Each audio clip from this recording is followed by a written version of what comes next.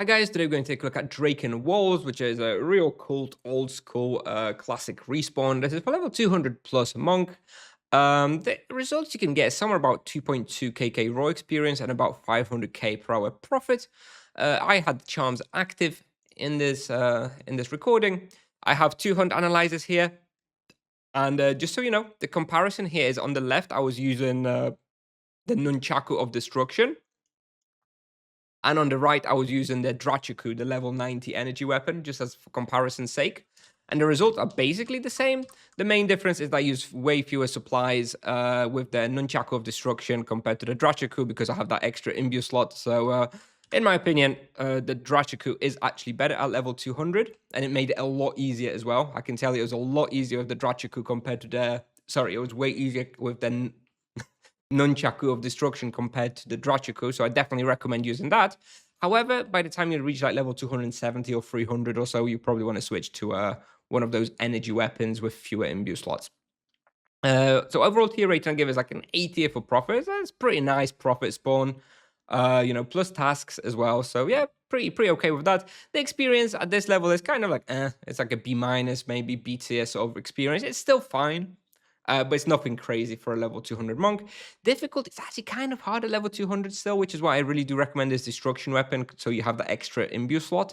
Yeah, it's about 7 out of 10, maybe even 8 out of 10. You really want to watch out when you run out some of those big rooms with like 8 monsters, because it can actually hurt quite a lot. So kind of don't disrespect this respawn, because it can get a bit tricky. Bestiary, 2.5 hours for War Masters, 6.5 hours for Spellweavers, and about 70 minutes per Grizzly task. So, requirements, level 200 plus, Ape City, Wrath of the Emperor quests. Of course, this place can be affected by basically everybody. I think only mages don't really hunt here solo. They still kind of can at a higher level, but not really a popular spot, so probably not going to see many of those. All standard imbuements, no real need for protection imbuement. You can see it's like 20% fire, 15% energy, 15% earth. It's kind of hard to itemize against that. So I don't really bother with a protection imbuement. And for the weapon type, as I mentioned, energy is overall best, but at level 200, I do recommend a destruction weapon to have that extra imbuement slot to make it a bit easier. With regards to supplies, you want about 1300 great mana potions, probably about 50 spirit potions for sort of harder pulls, transcendence potions as well.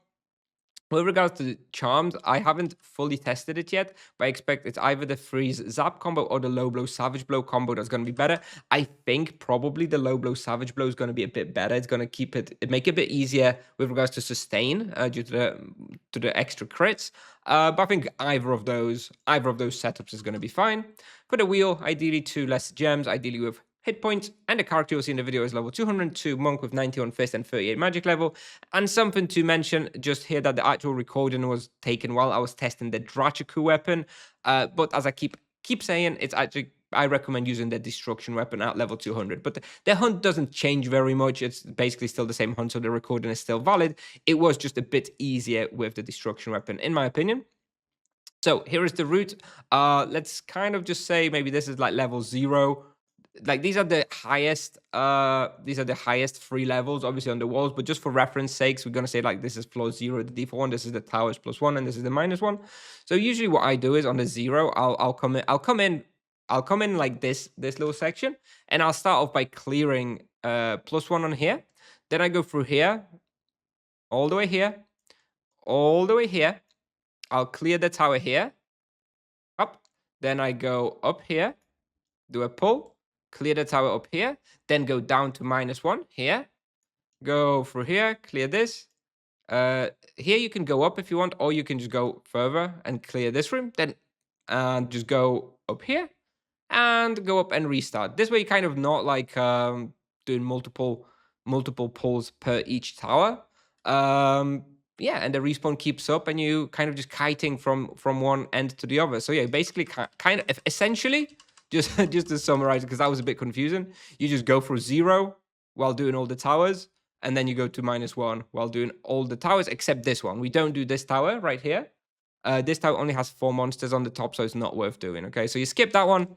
You do those 3, but you skip this one because it's not really worth. And then you just kind of go below on -1 and 0. And yeah, that's the route. I don't know if that's exactly the same route I was doing in the video, because I was still testing it, but something like this that you want to be doing. Pretty simple overall. And yeah, I'll play the video now. So thanks very much for watching. I'll see you in the next one. Bye bye.